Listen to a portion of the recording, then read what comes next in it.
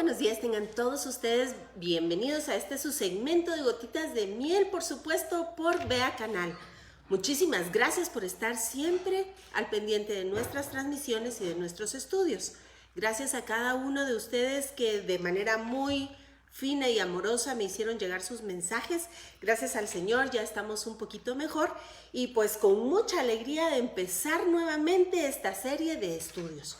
Y como recordarán, habíamos estado platicando unas semanas atrás acerca del inicio de estas fiestas santas, fiestas de Santa Convocación, que si bien ustedes recuerdan, estuvimos platicando acerca precisamente de la última festividad, es decir, la de Purim, hace unas semanas, justamente un mes, exactamente 30 días antes de la fiesta de Pesaj o Pascua. Así que hoy daremos inicio a este segmento de fiestas, altas fiestas de Santa Convocación, que nos traen un mensaje, por supuesto, maravilloso, asombroso del amor derramado en una cruz. Así que, por favor, acompáñeme con la lectura de la Biblia. En mi caso, utilizo la versión Reina Valera, pero utilice usted la que más le convenga. Muchísimas gracias, Pastora Evelyn Schwartz, muchas gracias por estar con nosotros y muchas gracias por esos mensajes cariñosos. Igualmente, mi querido Vicente Cepeda desde México, Patricia Chávez, y cada uno de ustedes que poco a poco se van conectando o que nos ven luego en diferido. Si estos mensajes son de edificación para usted, yo le agradezco que nos dé un like y nos dé compartir y por supuesto que esté siempre pendiente de las transmisiones de Vea Canal. Al final tengo una sorpresa para ustedes. Pronto daremos inicio a una serie de estudios gratuitos que ya les estaré contando. Así que vamos por favor a la carta a los Hebreos y de ahí vamos a comenzar leyendo en el capítulo 10 los primeros versos. Así que acompáñeme por favor. Y dice de la siguiente manera: porque la ley, teniendo la sombra de los bienes venideros, no la imagen misma de las cosas, nunca puede, por los mismos sacrificios que se ofrecen continuamente cada año, hacer perfectos a los que se acercan. De otra manera, cesarían de ofrecerse, pues los que tributan este culto limpios una vez no tendrían ya más conciencia de pecado. Pero en estos sacrificios cada año se hace memoria de los pecados, porque la sangre de los toros y de los machos cabríos no puede quitar los pecados. Así que véngase conmigo, por favor, un capítulo atrás, en el capítulo 9, y veamos qué nos dice en el verso 8. Está hablando precisamente este capítulo acerca del tabernáculo y cómo se ubica y lo que hay dentro de estas ubicaciones. Así que empecemos la lectura en el capítulo 9, verso 8, y dice: dando el Espíritu Santo a entender con esto que aún no se habían manifestado el camino al lugar santísimo. Así que déjeme hacer una aclaración, y es que ciertamente el Espíritu Santo también hablaba en la época del Antiguo Testamento. Y dice: entre tanto que la primera parte del tabernáculo estuviese en pie. Pero vea lo que dice a continuación: lo cual es símbolo para el tiempo presente, según el cual se presentan ofrendas y sacrificios que no pueden hacer perfecto en cuanto a la conciencia al que practica ese culto, ya que consiste solo de comidas y bebidas de diversas abluciones y ordenanzas acerca de la carne, impuestas hasta el tiempo de reformar las cosas. Pero estando ya presente Cristo, sumo sacerdote de los bienes venideros, por el más amplio y más perfecto tabernáculo, no hecho de manos, es decir, no de esta creación, y no por sangre de machos cabríos ni de becerros, sino por su propia sangre, entró una vez para siempre en el lugar santísimo, habiendo obtenido eterna redención. Porque si la sangre de los toros y de los machos cabríos y las cenizas de la becerra rociadas a los inmundos santificaran para la purificación de la carne, cuánto más la sangre de Cristo, el cual mediante el Espíritu Eterno se ofreció a sí mismo sin mancha a Dios, limpiará vuestras conciencias de obras muertas para que sirváis al Dios vivo. Esto es el equivalente de renovarnos o volvernos a conectar con Él y volver a conectar nuestra conciencia. Esto es limpiarnos de la mala conciencia. Y véngase ahora entonces al verso 12 del capítulo 10 y dice así: pero Cristo, habiendo ofrecido una vez para siempre un solo sacrificio por los pecados, se ha sentado a la diestra de Dios, y de ahí en adelante esperando hasta que sus enemigos sean puestos por estrado de sus pies, porque con una sola ofrenda hizo perfectos para siempre a los santificados. Y de esto se trata toda la Biblia. Déjeme contarle que desde Génesis hasta Apocalipsis la historia es exactamente la misma. Y este es nuestro llamado y nuestra pasión, hablar precisamente de ese amor derramado en una cruz. Pero ahora vamos poco a poco a analizar esos versos.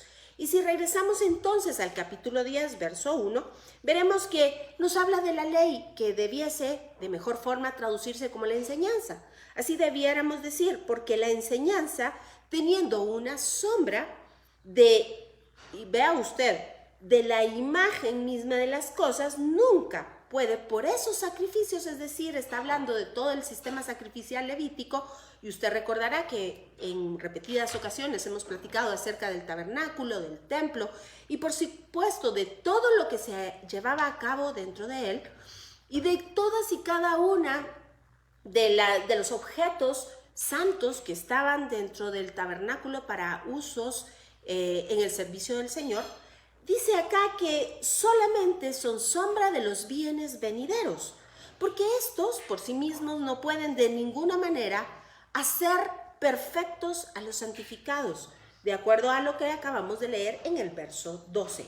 Así que dice que si los santificados hubiesen en ese momento sido hechos perfectos, no habría necesidad, tal y como se acostumbraba, tal y como lo explicaba la enseñanza, de hacer sacrificios anualmente. Y estos, además, los sacrificios diarios. Recordará usted que 3 eran los sacrificios que se ofrecían día con día. Pero había una época del año muy, pero muy especial. Y de esto es de lo que vamos a platicar. Esta sombra que apuntaba únicamente al sacrificio, tal y como lo dice aquí, habiendo Cristo ofrecido una sola ofrenda para siempre, bastó con esa ofrenda santa, con esa ofrenda pura, perfecta, delante del Padre, no hecha, como dice en la carta a los Hebreos, no hecha con las manos humanas, sino con un mejor sacrificio en un mejor lugar en el tabernáculo celestial. Por supuesto, con la ofrenda perfecta, el Cordero de Dios que quita el pecado del mundo. Y claro, con la base de mejores promesas para usted y para mí. Pero el día de hoy, entonces, vamos a retroceder en el tiempo y vamos a saber de qué se tratan estas fiestas de Santa Convocación. Véngase conmigo, por favor, a Levítico 23, porque vamos a indagar en la sombra de la cual nos habla precisamente la carta a los Hebreos. Y dice así, Levítico 23, verso 1. Habló Jehová a Moisés diciendo: habla a los hijos de Israel y diles: las fiestas solemnes de Jehová, las cuales proclamaréis como santas convocaciones, serán estas. Santa, es decir, apartada, exclusiva para el Señor, dedicada para el Señor, y convocación porque Dios mandaba hacer aliyá 3 veces al año. Son 3 grupos de fiestas que están descritas en Levítico 23 que mandan al pueblo de Israel a subir a la ciudad de Jerusalén para servir al Señor. ¿Sabe por qué? Porque estas son las citas santas de Dios con su pueblo. Este es el regalo de Dios para su pueblo. Estas citas o encuentros programados por Dios para tener un tiempo de común unión con sus escogidos. Y claro está, comienza, como lo veremos en el libro de Éxodo, con la fiesta que nos habla de cercanía, y esta es ni más ni menos que la Pascua. Así que venga conmigo y continuemos leyendo. Y dice, verso 2, habla a los hijos de Israel y diles: las fiestas solemnes de Jehová, las cuales proclamaréis como santas convocaciones, serán estas. 6 días se trabajarán, mas el 7º día será reposo, santa convocación, ningún trabajo haréis. Día de reposo es de Jehová en donde quiera que habitéis. Estas son las fiestas solemnes de Jehová, las convocaciones santas a las cuales convocaréis en su tiempo. Es decir, hay un tiempo especial para cada una de ellas. En el primer mes, a los 14 del mes, entre las 2 tardes, Pascua es de Jehová. Luego, si se viene al verso 6, verá que nos habla de panes sin levadura. Y continuamente en el verso 10 habla de la primicia de los primeros frutos. De ahí continuamos con Shavuot. Vamos a ver, no la tengo acá señalada. Aquí, verso 16, hasta el día siguiente del séptimo día de reposo contaréis 50 días, entonces ofreceréis nuevo grano a Jehová. Esto es Pentecostés o Shavuot. Y luego, en el verso 24, fiesta de trompetas, versículo 27, expiación. Y por último, en el verso 34, tabernáculo. Pero sabemos que además el verso 39 nos habla del octavo día o esta fiesta última y primera. También, si usted ha seguido todos nuestros estudios, sabrá perfectamente de qué le estoy hablando. Así que vemos que la fiesta central es Shabbat, porque es en ella en donde Dios nos muestra esa relación semanal con su pueblo. Y a partir de ella, las 7 fiestas extras de las cuales yo le platiqué reciben el nombre de Shabbatón o Shabbat alto, porque son una sombra profética, tal y como lo leímos en la carta a los Hebreos, de los bienes venideros. Pero véngase entonces conmigo y vamos a hablar específicamente de esta fiesta de Pesaj o Pascua, que está descrita en el verso 5, capítulo 23 del libro de Levíticos. En el mes primero, a los 14 del mes, entre las 2 tardes, Pascua es de Jehová. Y luego vemos que inmediatamente se celebra la fiesta de panes sin levadura y la fiesta de primicias. Este es el primer aliyá que el pueblo de Israel celebraba continuamente año con año en los meses que en el calendario gregoriano corresponden a marzo a abril, pero que en el mes de Nisan, de acuerdo al calendario hebreo, o Abir, más correctamente, se mandan a celebrar a partir del día 14. Déjeme decirle que a partir del día 10 se hace algo muy importante y que Jesucristo, por supuesto, cumplió a cabalidad. Así que véngase, por favor, a Éxodo, capítulo 12, porque vamos a hablar de la fiesta de la libertad, de la fiesta de la cual Dios sacó a su pueblo de la tremenda esclavitud debajo de la terrible opresión de Faraón. Por supuesto, sabemos que efectivamente Faraón representa al enemigo y, claro está, Egipto representa este sistema inmundo o del mundo. Así que véngase conmigo, por favor, a Éxodo capítulo 12 y dice de la siguiente manera: habló Jehová a Moisés, a Aarón en la tierra de Egipto, diciendo: este mes os será principio de los meses para vosotros, será este el primero de los meses del año. Pero déjeme por favor aclararle que cuando habla de este mes, el principio de los meses del año, se está refiriendo a el inicio de una cuenta de acuerdo al calendario religioso.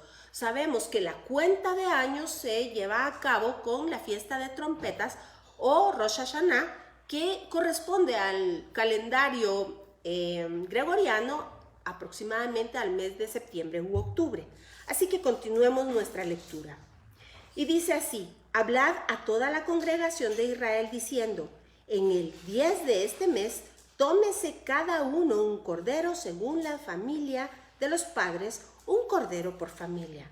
Mas si la familia fuere tan pequeña que no baste para comer el cordero, entonces él y su vecino inmediato a su casa tomarán uno según el número de las personas, conforme al comer de cada hombre haréis la cuenta sobre el cordero.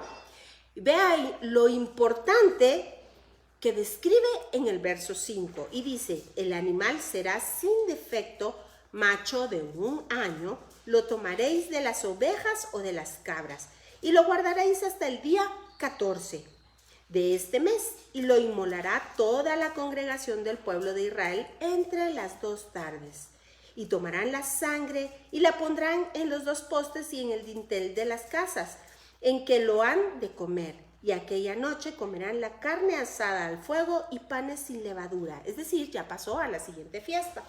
Y vea usted las indicaciones de la palabra tan exactas. Nos explica que el día 10 tenían los hebreos que tomar un corderito de 1 año, un corderito perfecto, es decir, un corderito completo, que no tuviera ningún defecto. y lo estuviesen observando a partir del día 10 de Nisan hasta el día 14, con el fin de sacrificarlo ese día precisamente entre las 2 tardes.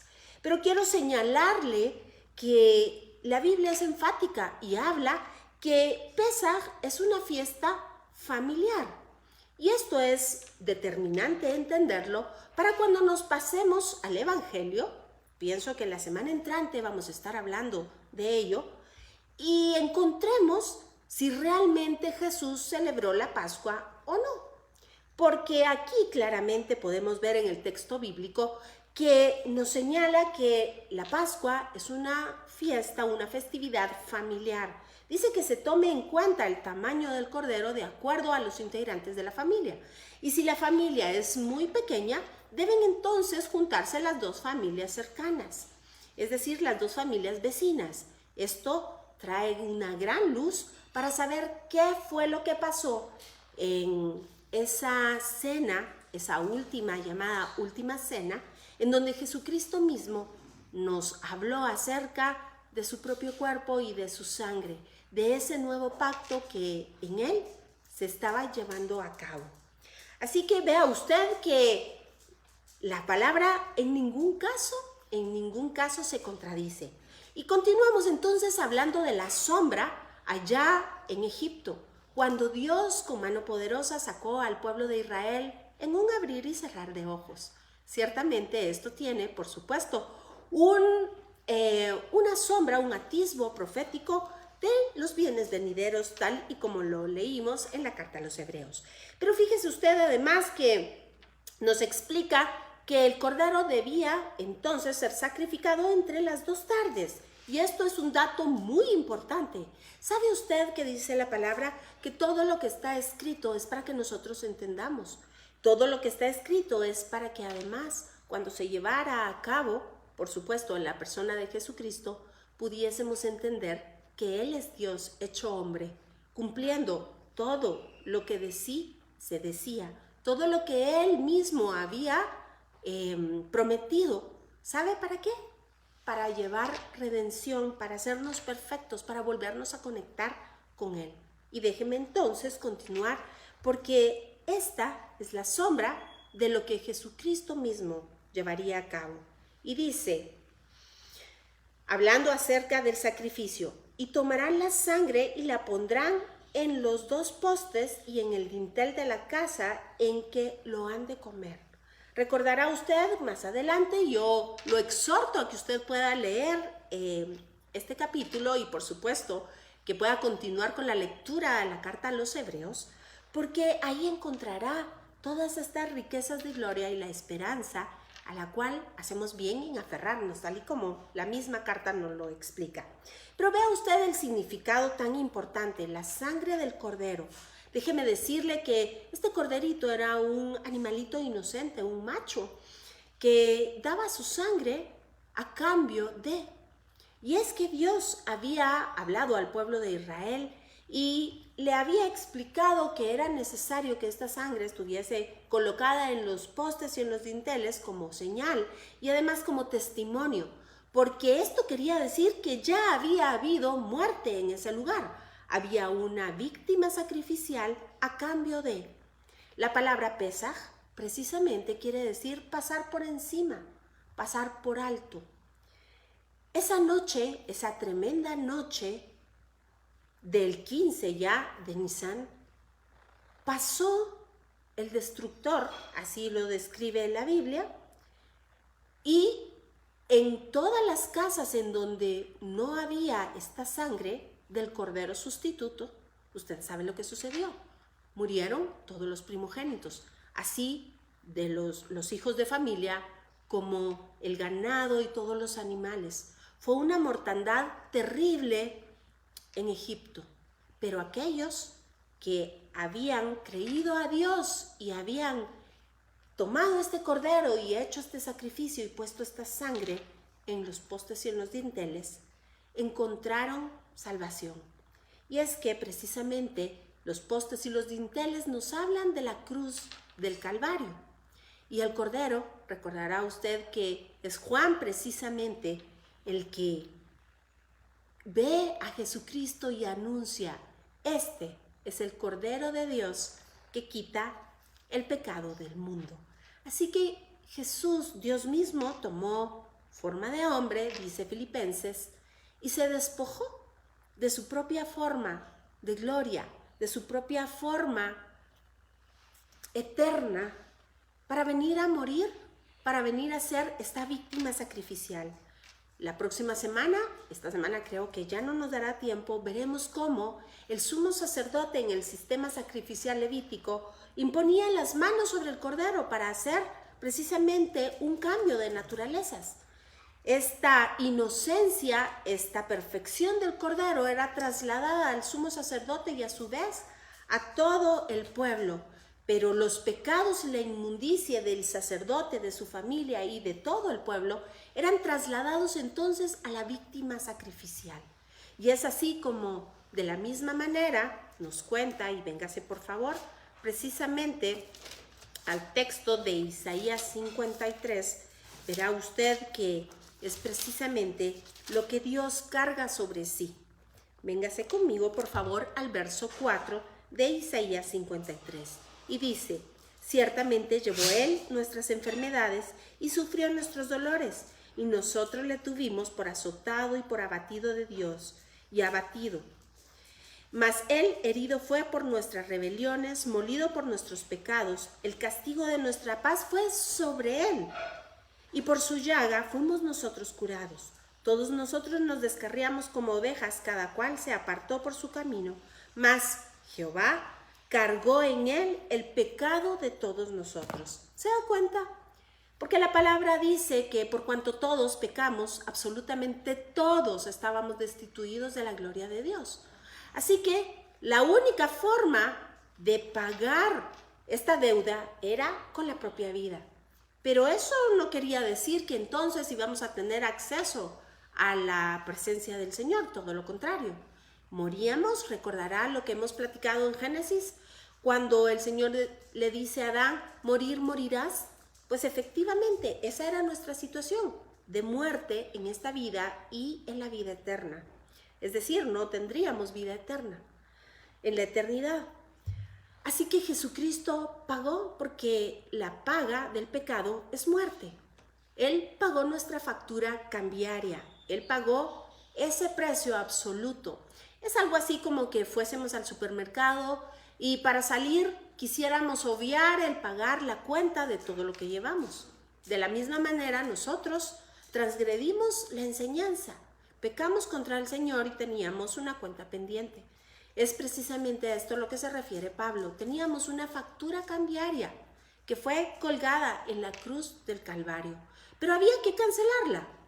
Y la única forma de cancelarlo es que el único y verdadero Dios entregara su vida en la cruz, porque no había pecado en él, así que el pecado no pudo retenerle precisamente en la tumba. Y de esto vamos a estar hablando, porque de esto nos cuentan las siguientes dos fiestas que forman parte de este primer aliyá o subida a Jerusalén.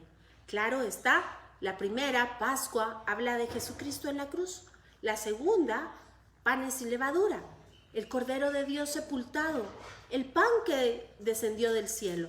Y claramente la tercera fiesta de la que vamos a hablar, primicia de los primeros frutos, es la resurrección de nuestro Señor Jesucristo, que de una manera asombrosa estaba señalada, estaba ya anunciada en Levítico 23. Y vamos a ver ahí entonces un detalle que es verdaderamente sorprendente, como Dios cumple los tiempos. Recuerda que leímos que decía a su tiempo, en el tiempo programado por Dios. Pues hay ahí un asunto técnico, teológico, que estaremos estudiando acerca de cómo Dios, con el mismo calendario, nos muestra que Él es todo lo que se había descrito en el Antiguo Testamento, y en Él se está cumpliendo la promesa de salvación. Así que podemos nada más darle gracias al Señor por este tiempo hermoso que estamos por vivir, claramente recordando ese sacrificio en la cruz del Calvario, ese sacrificio que trajo salvación para todos nosotros. Así que véngase conmigo al verso 13 y dice, vamos a comenzar desde el 12. Pues yo pasaré aquella noche por la tierra de Egipto y heriré a todo primogénito en la tierra de Egipto, así de los hombres como de la bestia, y ejecutaré mis juicios en todos los dioses de Egipto. ¿Recuerda usted todas las plagas? ¿Recuerda usted todo lo sucedido? Pues efectivamente tiene relación con el juicio para todos los dioses o las deidades de Egipto.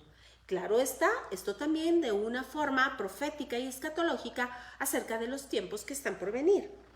Y luego continúa diciendo, yo, Jehová, es Dios mismo quien firma.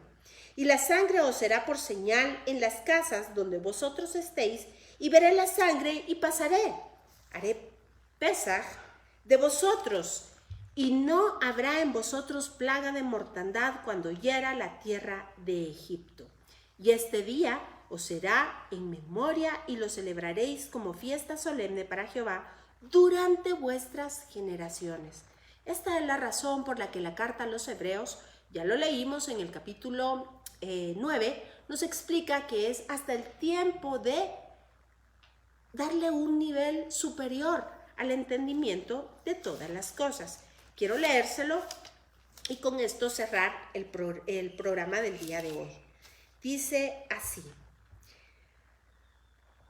versículo 8 del capítulo 9 de la carta a los hebreos, y dice, dando el Espíritu Santo a entender con esto que aún no se había manifestado el camino al lugar santísimo, entre tanto que la primera parte del tabernáculo estuviese en pie, lo cual es símbolo para el tiempo presente, según el cual se presentan ofrendas y sacrificios que no pueden hacer perfecto en cuanto a la conciencia al que practica ese culto, ya que consiste solo en comidas y bebidas de diversas abluciones y ordenanzas acerca de la carne, impuestas hasta el tiempo de reformar las cosas. Y es precisamente aquí en donde vamos a parar, porque estamos hablando de ese tiempo de reformar todas las cosas que dio inicio precisamente con la venida de Jesucristo a la tierra.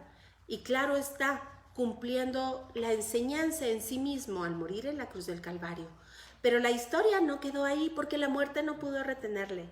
Y ciertamente estuvo sepultado 3 días y 3 noches, tal y como él mismo nos lo había explicado, para que se cumpliese aquella profecía expuesta por el profeta Jonás. ¿Se recuerda usted? Que el Hijo del Hombre estaría en el vientre de la tierra 3 días y 3 noches. Pero al tercer día un evento glorioso sucedería. Y efectivamente sucedió. Jesucristo mismo venció la muerte y nos dio vida juntamente con Él. Así que con esto quiero dejarlo y lo quiero exhortar para que usted pueda tomar su Biblia y lea estos hermosos capítulos que nos hablan de nuestro eterno Salvador, nuestro dador de gloria, el mismo Dios hecho hombre, el mismo Dios que murió en una cruz a causa de su amor eterno por usted y por mí. Y hoy quiero contarle que estamos prontos a iniciar, después de Semana Santa. Usted puede buscar, por favor, nuestras publicaciones en Escuela Superior El Olivo y en mi propio muro, Claudia María, y acceder ahí a la página de inscripción, a la boleta de inscripción, si usted está interesado en unirse con nosotros en un viaje fabuloso. Daremos inicio, como les repito, el día 23, después de Semana Santa, a un discipulado internacional que es absolutamente gratuito para todos y cada uno de ustedes que quiera profundizar más en el estudio metatextual de la Biblia, por supuesto basado en la lingüística de la misma. Usted ya conoce nuestra forma de estudiar. Por favor, si le interesa, aparte su cupo, porque ya tenemos el primer discipulado completamente lleno, así que estamos llenando ahorita el segundo grupo. Y si usted conoce a personas que, igual que usted y que a mí, nos apasiona el estudio de las Escrituras, por favor, compártalo con ellos y cuénteles que es gratuito. Así que estaremos utilizando una plataforma que, después de que usted nos haga llegar sus datos en la ficha de inscripción, le estaremos dando acceso para podernos ver y poder degustar y deleitarnos gozándonos juntos de la palabra del Señor.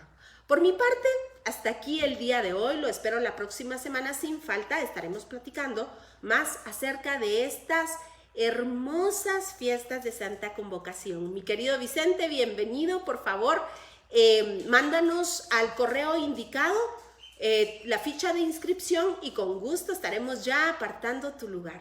Así que para todos y para cada uno de ustedes, desde ya les deseo una hermosa recordación, un hermoso tiempo de conmemorar esta fiesta en donde encontramos salvación eterna.